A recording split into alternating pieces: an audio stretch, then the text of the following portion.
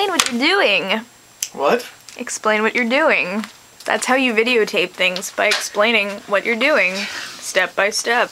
Also, when did you say action, Madam Director?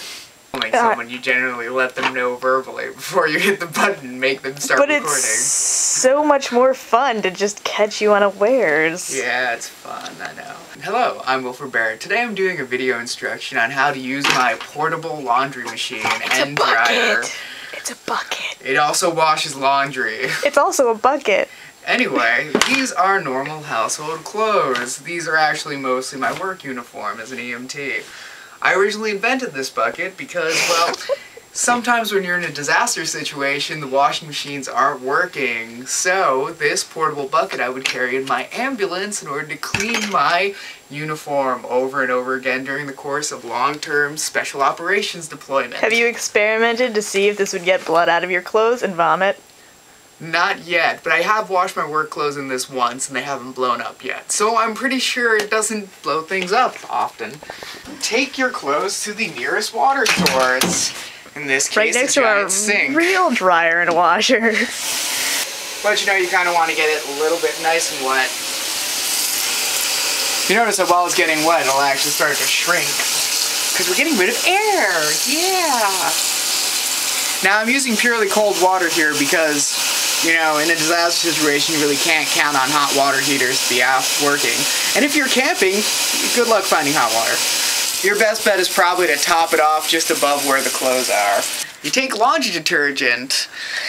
The actual brand of laundry detergent doesn't really matter as long as it's, you know, biodegradable and good for cold water washing. What if you're in an emergency situation and there's no detergent? Can you just use spit or dirt? You just rub dirt on it, right? You actually could take a bar of soap and grate it up with a cheese grater and put it in this bucket and it would act as laundry detergent. You have a bucket full of water, dirty clothes, and laundry detergent. Now you might be wondering how to take this big old bucket full of dirty clothes and laundry detergent and turn it into clean clothes.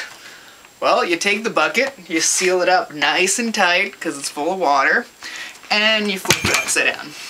Now all the water is going to the other side. And then you flip it upside down again, thus mimicking the spin cycle. Now have somebody roll it back. Have fun doing this with other people. Yeah. Anyway, sometimes you might notice some water leaking out the sides.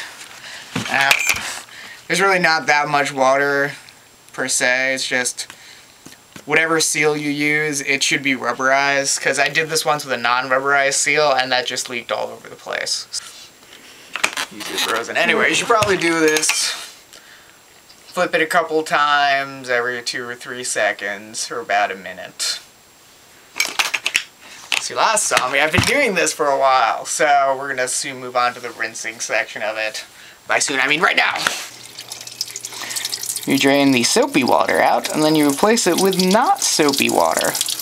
If you get really good at this, apparently there's a sweet spot with how much clothes to detergent you have, where you need almost no rinse cycle at all to get rid of all the soapiness. But that would take a lot of experimenting and charts and graphs that you don't have. You so love your charts and graphs. I love charts and graphs. It's just so time-consuming making charts and graphs every time you do laundry. Ever notice 99% of how people determine whether clothes are dirty is how they smell? So really all you need to do is make your clothes not smell funny, and people will think you wash them. I don't know why you want to trick people into thinking you wash clothes, but something to think about. Cha.